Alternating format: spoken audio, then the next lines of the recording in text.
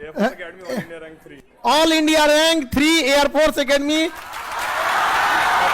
Military academy all India rank 14। Indian military academy IMA all India rank 14। OTA का rank नहीं आया। OTA में IMA का आ गया तो आप OTA के पीछे काहे पड़े हो भाई? अब इंटर जब हो जाएगा तो कोई कहेगा कि मैट्रिक का सर्टिफिकेट गायब हो गया। देखिए आप वहां गए ना जहां मेरा जाने का सपना था, यहाँ पे, तो ये वहां गए।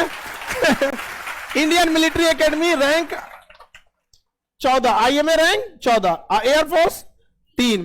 तो अभी आप एयरफोर्स ज्वाइन कर लिए? हाँ सर, एयरफोर्स ही ज्वाइन करेंगे क्योंकि फर्स्ट प्रेफरेंस वो था। अच्छा। और फ्लाइंग फिट हो गए। फ्लाइंग फिट हो गए भाई, एयर फ्लाइंग ऑफिसर, वाह अभिनंदन।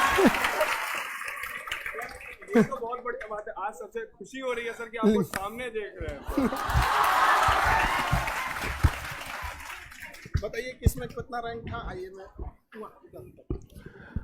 Hi, myself Shubham, UPSC CDSE 1 2022, All India Rank 3, Air Force Academy, All India Rank 14, Indian Military Academy।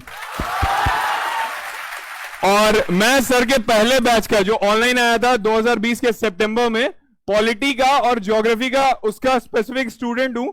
और मैंने भी ना एग्जाम फोकस तैयारी नहीं की थी, मैंने सिर्फ ज्ञान लेने के लिए सर का बैच लिया था कि ज्ञान तो मिलेगा। और वही ज्ञान का नतीजा रहा कि पिछली बार भी परीक्षा में उत्तीर्ण हुआ था लेकिन SSB क्लियर नहीं हुआ था, परंतु इस बार क्लियर हो गया।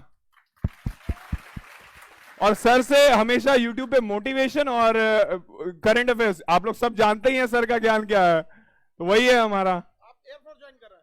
हाँ sir, flying officer. Preference sir love तो हमेशा OTA ऑलिव ग्रीन है सर, इंडियन मिलिट्री एकेडमी, लेकिन फर्स्ट प्रेफरेंस वो था तो वही मिलेगा सर। राफेल आ गया। चलिए बढ़िया। एक्चुअली क्या है ना, हाँ हाँ हाँ, मिठाई खिलाते हैं क्योंकि दोबारा बहुत आर्मी में सिलेक्शन के बाद काफी ज्यादा प्रोसीजर स्टिक हो जाते हैं, आर्मी मिलिट्री सबके। अब इनको हम क्या बोलेंगे कि अब आगे जाएंगे। अब आपको अगर IMA ज्वाइन करते हैं तो आप आने वाले फ्यूचर में, अभी जब आप लोग बूढ़े होंगे तो इनको आप लेफ्टिनेंट जनरल के आसपास में देखेंगे। ये सेना के जिस एज में ये गए हैं, देश के कम से कम इनके ऊपर एक बड़ी जिम्मेदारी होगी आने वाले, जो भी इस एज में जाते हैं लोग, एक यंग एज में। हालांकि अगर आप एयरफोर्स में गए, फ्लाइंग उसमें कैटेगरी में हो गए, फ्लाइंग फिट पूरी इंडिया में सबसे टफ मेडिकल अगर किसी का होता है। देखो मेडिकल तो आर्मी का NDA और CDS में टफ होता ही है, हमसे कौन पूछेगा, तूने, हम वही में से छट के आ रहे हैं। लेकिन उनमें भी हम तो मिलिट्री के ही मेडिकल से छट गए थे, आर्मी के, उसमें भी सबसे टफ मेडिकल होता है तो फ्लाइंग का। फ्लाइंग मेडिकल से टफ कोई मेडिकल होता ही नहीं, क्योंकि एक पायलट के ऊपर जिम्मेदारी होती है और हजारों करोड़ का जहाज उसके हाथ में होता है। और उसके अलावे जहाज चलता फिरता बारूद है, उसमें कितनी हथियारें हैं, कितना मिसाइल है, उसके अंदर कितना फ्यूल टैंक है। अब पता चला पायलट वहां गया और इसमें बेहोश हो गया, नहीं दिक्कत हो जाएगा वहां। और जब वो जाएंगे 6G तक चला जाता है वहां पे। आप देखे होंगे एयरफोर्स के पायलट को हरे रंग का एक सूट पहनते हैं, चेन लगा रहता है, और ठीक से चल नहीं पाते, ऐसे ऐसे चलते होंगे यहाँ पर, उसमें पूरा प्रेशर भरा रहता है वहां, उसको लिंक किया जाता है जहाज से।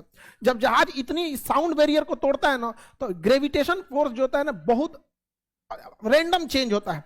कभी नॉर्मल G से वैल्यू चली जाती है 6G 5G, ब्लड सर्कुलेशन रुक सकता है यहाँ पे, एकदम आंख ना काम करना बंद हो जाएगा। तो वो सूट होता है, अलग से प्रेशर वहां करने। छोटे से जहाज के अंदर जब जिम्मेदारी दी जाती है तो हमें भी बहुत खुशी होती है कि जो लोग आज यहाँ है, कल को दिन अखंड भारत में ये लोग और ढेर सारा आशीर्वाद आपको, और आपसे बहुत उम्मीद है।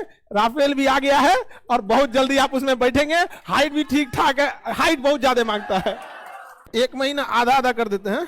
हाँ हाँ, वरना हम इतना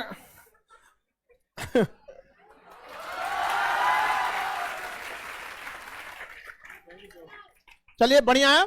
अब बहुत जल्दी हम आपको देखना चाहते हैं एक बार, ताकि कारनामे आपके अखबार में निकले, ठीक है?